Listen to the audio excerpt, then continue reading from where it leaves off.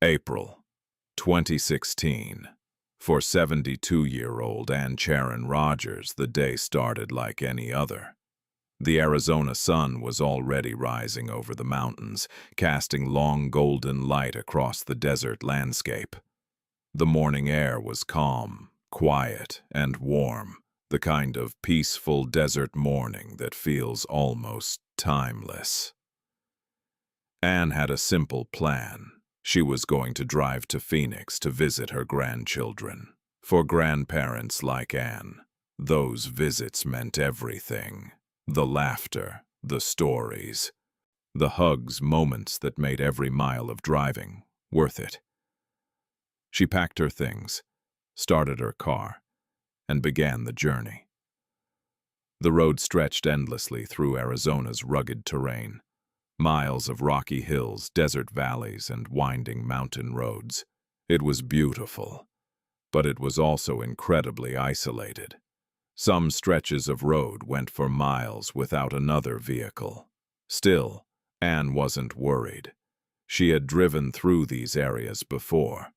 It was just another road trip. Or at least, that's what she thought. Because somewhere deep in the White Mountains near Canyon Creek, everything suddenly changed. The road ahead curved through the rugged mountain landscape. Tall trees and rocky cliffs surrounded the narrow road. Ann continued driving, unaware that she was approaching the moment that would change everything. Suddenly, her car began to slow down. The engine sputtered. Then it stopped completely. Ann turned the key again. Nothing. She tried once more. And still nothing. The car was dead. Ann stepped outside and looked around. The realization slowly sank in. She was completely alone. No houses, no nearby towns, no passing vehicles, just miles and miles of wilderness. She reached for her phone. Maybe she could call someone for help. But when she looked at the screen, her heart sank. No signal. The silence of the wilderness suddenly felt overwhelming. Ann was stranded in one of the most remote areas of Arizona, and help was nowhere in sight. At first, Ann stayed with her vehicle. This is often the safest decision when a car breaks down in a remote area. Eventually, someone usually comes along. She sat in the car and waited. Minutes passed, then hours. The road remained empty. Not a single car drove by. The desert wind moved softly through the trees, but otherwise the world felt completely still. Ann tried her phone again. Still no service. As the sun began to lower toward the horizon, a new fear began creeping into her thoughts. What if no one came? What if she was truly alone out here? Night in the wilderness is different from night in a city. The darkness is deeper, the silence is heavier, and the feeling of isolation becomes almost unbearable. Ann knew she needed to make a decision. Ann believed that if she could reach higher ground, she might be able to get cell service, so she decided to walk toward the hills nearby. It seemed like a logical plan. Just climb a hill, find a signal, call for help. But the Arizona wilderness is not forgiving. What looks like a short walk can quickly become miles of rugged terrain. Ann began climbing through the rocky landscape, moving carefully over loose stones and uneven ground. The sun beat down on her as she climbed higher. Eventually, she reached the top of a hill. She checked her phone again. Still nothing. No signal. She climbed another hill. Still nothing. Hours passed as she searched for reception. And then, something terrifying happened. Ann looked around and realized she no longer recognized the landscape. Every direction looked the same. The road was gone, her car was gone, and she had no idea which direction to go. Ann Rogers was now lost in the Arizona wilderness. As evening approached, the desert began to transform. The blazing heat of the day slowly faded. Cold air started moving through the canyons. Ann found a place to rest among the rocks. She was tired, hungry, and scared. But the real challenge was just beginning.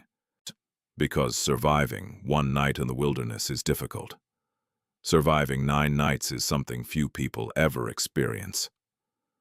The darkness spread across the canyon. Stars filled the sky above her, and somewhere in the distance, wildlife moved through the desert. Ann tried to sleep, but the cold and the fear made it nearly impossible. That first night felt endless. By the second day, Ann understood the situation clearly. She was lost, and no one knew where she was. Survival in the desert comes down to 2 things: water and energy. Without water, the human body begins shutting down quickly. So Ann started searching for water sources. Eventually, she discovered small ponds and streams hidden within the canyon. The water was murky. It wasn't clean. But in a survival situation, hydration is more important than purity. Ann drank from the ponds. That water may have saved her life. But water alone wasn't enough. She also needed food. Ann began searching the wilderness for anything edible. She carefully looked for plants and berries she believed were safe. The amount of food she found was small. Just a few berries here, a few plants there. But every bit helped. Each day became a routine of survival. Search for water, search for food. Rest when the heat became unbearable, and conserve energy. The desert sun was relentless. Temperatures climbed high during the day. Ann tried to move slowly and carefully to avoid exhaustion. But because in survival situations, wasting energy can be deadly. As the days passed, the physical challenges were only part of the struggle. The real battle was happening inside Ann's mind. Loneliness, fear, uncertainty. For days, she saw no other human beings, no vehicles, no rescuers, just endless wilderness. Many people in these situations begin to lose hope. But Ann refused to give up. She thought about her family, her grandchildren. She imagined seeing them again. And that thought gave her strength. Each morning she told herself, "I'm still alive," and that meant she still had a chance. By the later days, Ann realized something important. If rescuers were searching, they would likely be searching from the air, so she decided to create a signal large enough to be seen from above. She began collecting sticks, rocks, and even animal bones scattered across the desert. Piece by piece, she arranged them carefully on the ground. The process took hours, but eventually, the message was clear. A giant word written across the canyon floor. Help. It was large enough that a helicopter might spot it. Ann also gathered wood and built small fires. If she heard an aircraft, she would light the fire to create smoke. But day after day, the sky remained empty. By the 9th day, Ann was extremely weak. She had survived nearly 9 days with very little food.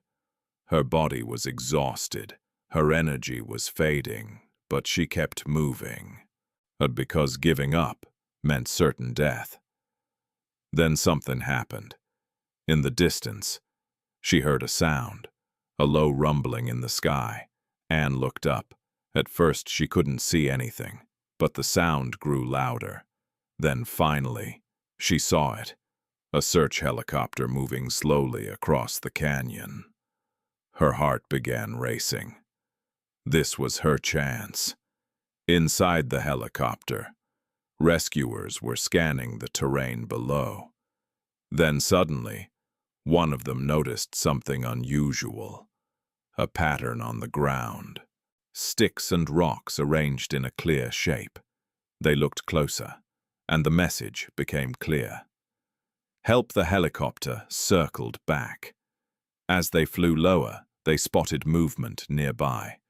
A woman waving her arms desperately. After 9 days lost in the wilderness, they had found her. The helicopter landed nearby. Rescuers rushed toward Anne. She was weak, dehydrated, and exhausted, but she was alive.